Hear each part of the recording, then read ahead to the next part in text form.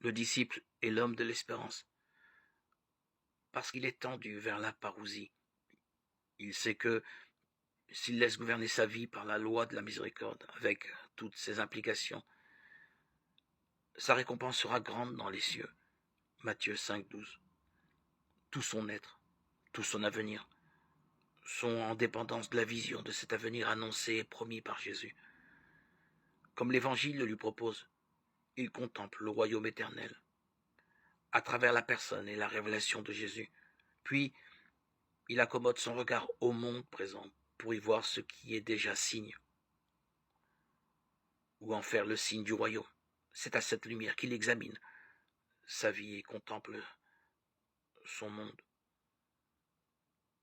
Le préalable du salut annoncé a établi le disciple dans la vision de cet avenir qui existe déjà en espérance.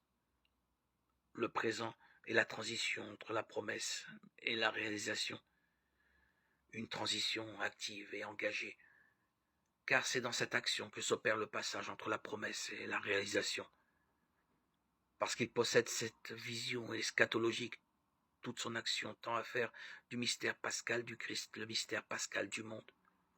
Petit à petit, il s'efforce de mourir à soi-même pour renaître avec le Christ. Et il propose la même démarche à son monde. Cette démarche n'a de sens que dans une tension vers la parousie et donc dans une vision globale d'espérance.